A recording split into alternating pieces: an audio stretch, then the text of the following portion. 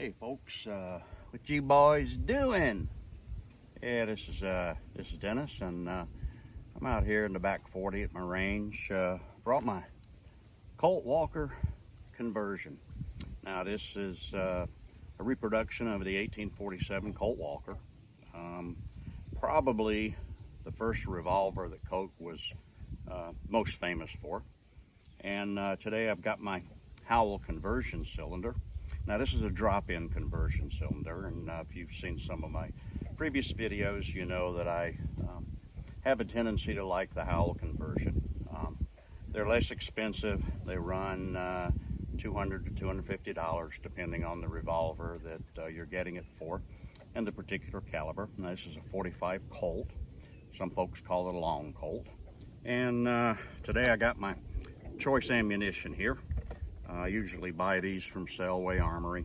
When they put the jug here on sale, used to put them on sale for about 64 bucks for 250 rounds. Now I think they're running about 99 bucks for 225 rounds. But in order to load these Howell conversions, because they're drop-ins, you got to pull the cylinder out. Now I've got my wedge adjusted on this particular Colt, and I just take my little hammer here, pop it out.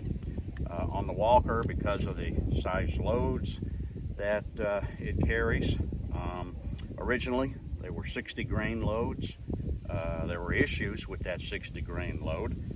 They had barrels exploding, they had cylinders exploding, they had guys that loaded the picket bullets backwards and put the point in first, which caused cylinders to explode. But there were a lot of issues with the Colt Walker, unfortunately. Originally, only 1,100 were ever made. Now, this is a new Uberti reproduction, and this is actually my newer reproduction. And I don't know. I'm a little prejudiced, I guess, towards the Walker. The thing's a beast. It comes in at supposedly 4 pounds 9 ounces. I just call it an even 5 pounds, and it's difficult for an old guy like me to shoot many rounds in this thing. It's almost a workout. But let's load this cylinder up, and we just pull her out here. We take the cap off, which is the back plate. It's got all the firing pins in it. And when I'm out here on my own range, I will typically load all 6 cylinders.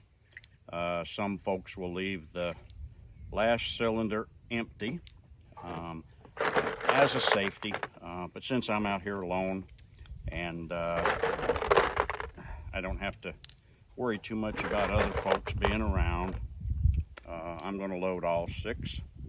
And they've got a nice little pin here, right in here, that you line your cylinder up with. Now, when you're putting these back in the revolver, you want to be sure that you don't slam them back in, because these firing pins can be hit and activated.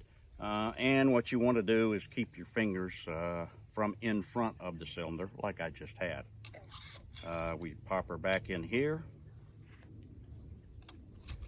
We put the barrel back in and push this wedge right back in. She's good and tight.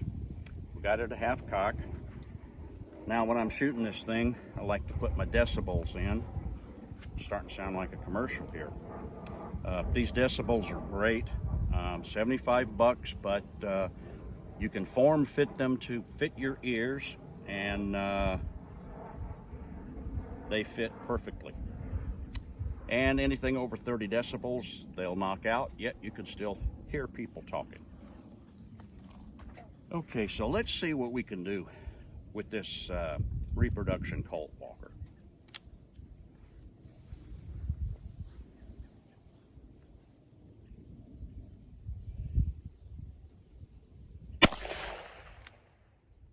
A little low and to the left.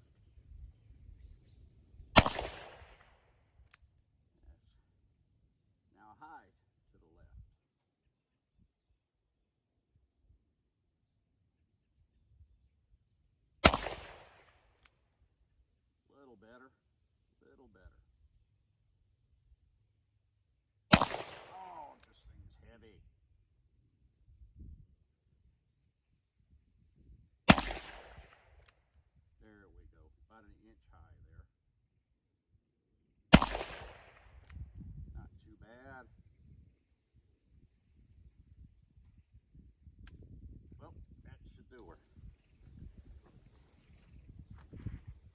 Well, let's go take a look and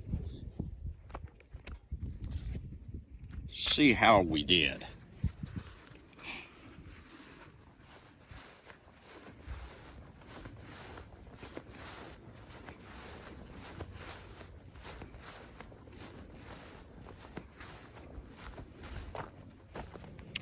Well, let's see what we got here. Yeah, a little high, a little low and to the left. All these shots are to the left. This one's high about 3 inches, and these, well, they just don't count at all. So, let's go give her another try. Now, thanks for coming out today and taking a gander at my video here.